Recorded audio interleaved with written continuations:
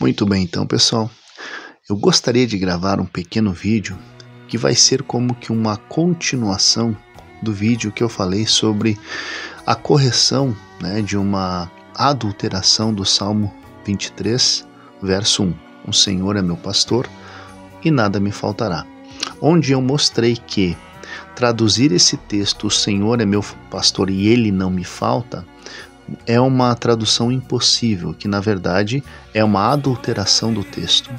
Porém, se nós olharmos o argumento, é justamente de que, ora, o Senhor é meu pastor e nada me faltará, mas as coisas me faltam, Todas as pessoas têm necessidades e faltam constantemente muitas coisas. Então não faz sentido esse texto.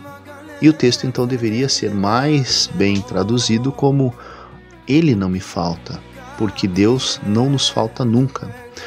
E por que nós temos que entender o que realmente o texto quer dizer? E o problema não está na tradução, e sim na interpretação. O problema não está na tradução, e sim na interpretação.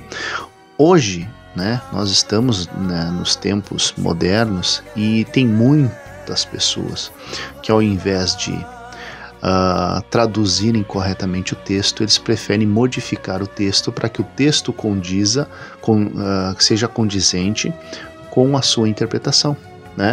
Então não é que nós temos um problema de interpretação, e às vezes alguns textos são bem problemáticos. Nós temos textos de difícil interpretação, inclusive o próprio apóstolo Pedro falou isso dos textos de Paulo, que haviam textos de difícil interpretação, que as pessoas distorciam. Ao invés então de você reconhecer que a sua interpretação é errada e não dá para adequá-la ao texto que você quer utilizar, as pessoas estão escolhendo modificar o texto, adulterar o texto, e aí se encaixa perfeitamente, mas isso é um problema. Mas vamos lá, como que se interpreta corretamente Salmo 23, verso 1, se as coisas nos faltam? E se o texto diz, o Senhor é meu pastor e nada me faltará? Vamos lá.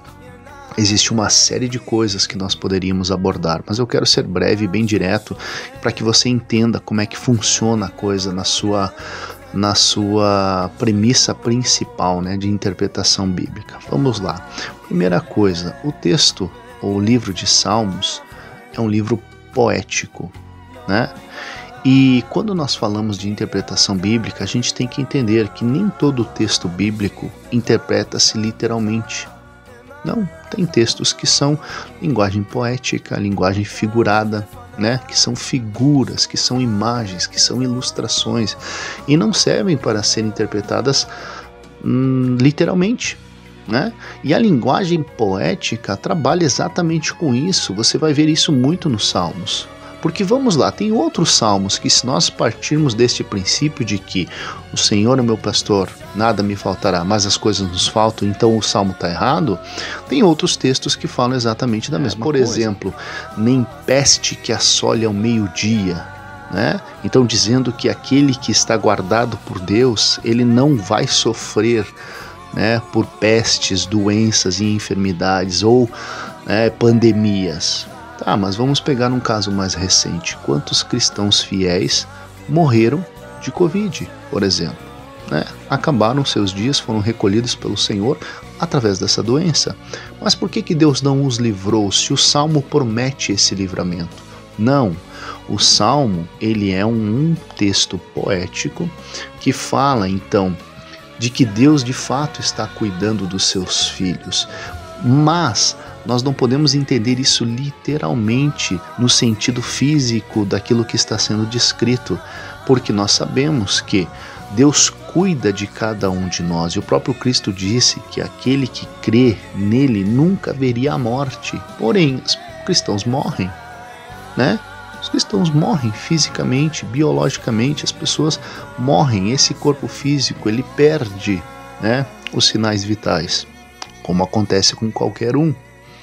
Porém, nós entendemos que é muito além da questão física que Cristo está afirmando. Cristo está falando que nós viveremos eternamente. né?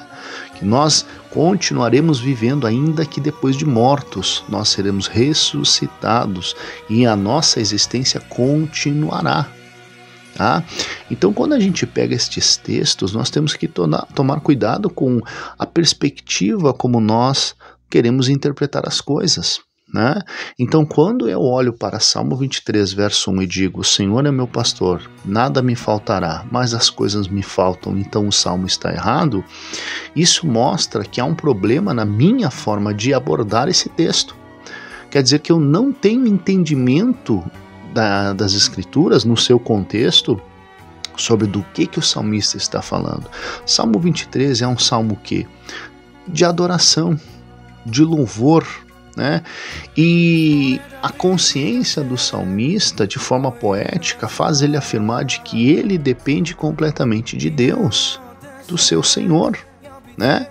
Então, ele entende que tudo aquilo que ele necessita, tudo aquilo que ele precisa está nas mãos de Deus e que ele provê todas as coisas. É isso que o Salmo está dizendo, e é isso que todas as Escrituras, em concordância com esse texto, também vão dizer. Então Cristo mesmo deixou bem claro de que tudo aquilo que nós necessitamos, Deus provê. Que nós temos que olhar para as aves do campo que não juntam em celeiro, não colhem, não trabalham, e Deus cuida delas. As plantas, né, que nós vemos, e por um pouco de perigo, por um pouco de tempo elas desaparecem, são arrancadas, mas nós temos que entender que Deus veste, né, essas plantas. Deus cuida delas, e se Deus cuida delas, cuida dos animais, cuida da natureza, por que Ele não vai cuidar de nós, que valemos muito mais do que os animais? Então é isso que a Bíblia ensina, e é assim que nós temos que interpretar, né? Então essa visão de que não, se eu não entendo, o texto é que tem problema, não, o problema está em mim, na minha interpretação. Isso vai também, né, em acordo com algumas advertências em relação a essas novas Bíblias que estão surgindo, né? Bíblias com linguagens cada vez mais moderna, e nós sabemos, né, que o português brasileiro, né, sofreu grandes depreciações dos últimos anos para cá, né? O português brasileiro está caindo na sua qualidade, né? Então, cada vez mais, ao invés do brasileiro ser incentivado ao estudo mais profundo da gramática da língua portuguesa para um enriquecimento de vocabulário, eles estão fazendo o contrário. Eles estão depreciando, reduzindo a qualidade da gramática e do português para acomodar-se a gerações de pessoas absolutamente miseráveis na questão cultural, de conhecimento e cultura, né? Então esse é um problema que nós temos que também analisar, porque essas pessoas que não buscam o conhecimento, não buscam o aprofundamento, não buscam o aperfeiçoamento, né, na questão até mesmo da língua, eles estão interpretando as Escrituras, e eles estão interpretando as Escrituras nessa perspectiva rasa, né, ineficiente, né, e pobre, né, nessa capacidade de leitura muito pobre. Então eles estão fazendo esse tipo de coisa. Então na cabeça deles faz sentido modificar o texto, ou não é tão problemático assim adulterar o texto, com base num raciocínio muito raso em relação às Escrituras. Ah, mas ele não me falta, então essa é a forma correta. Não, o texto é esse mesmo. O Senhor é meu pastor, nada me faltará. E aí você entende o contexto do que o salmista quis dizer quando disse isso, né? A grandeza, a profundidade de um sentimento de absolutamente de dependência absoluta de Deus, né? De entrega voluntária, né? Dizendo, olha, não está nas minhas capacidades, não está na minha força, não está no meu entendimento acerca do meu proceder, está nas mãos do meu pastor. Né? E Davi também tem todo o contexto de que ele tinha sido, né, pastor de ovelhas, e entendia essa função tão simples, né? Geralmente desempenhada pelos mais jovens, né? Não era altamente complexa, não exigia muito conhecimento, muita habilidade, né? Era um serviço simples de observar e cuidar de seres que não conseguiam cuidar de si mesmos, seres que dependiam, né, da intervenção do pastor para encontrar a água, para encontrar o pasto e para manter-se segura dos predadores, né? Então é nessa perspectiva que o salmista, de forma poética, não literal, de forma poética, escreve um salmo de adoração e louvor, reconhecendo a si mesmo como uma ovelha diante de um pastor. Então não é a percepção dele, não é a capacidade dele, não são as suas habilidades de cuidar de si mesmo ou de prover a si mesmo aquilo que é necessário. Não, eu dependo do meu pastor. Portanto, nada me faltará, porque o meu pastor é responsável. O meu pastor é um pastor que cuida das suas ovelhas. Tem amor pelas suas ovelhas, tem zelo pelas suas ovelhas, assim como ele fora anteriormente. Porque Davi foi um ótimo, um bom, um excelente pastor de ovelhas, que inclusive em muitas circunstâncias colocou a sua própria vida em risco para salvá-las dos predadores, né?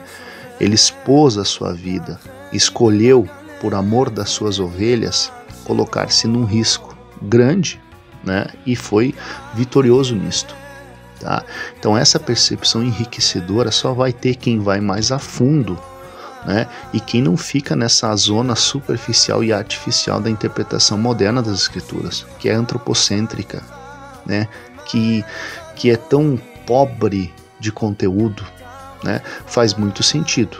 A primeiro momento ela brilha muito aos nossos ouvidos, mas quando você analisa mais a fundo você vê que aquilo ali não tem brilho nenhum.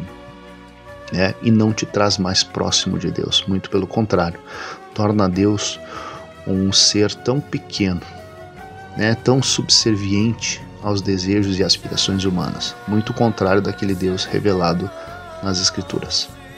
Tá bom então, pessoal? Até mais.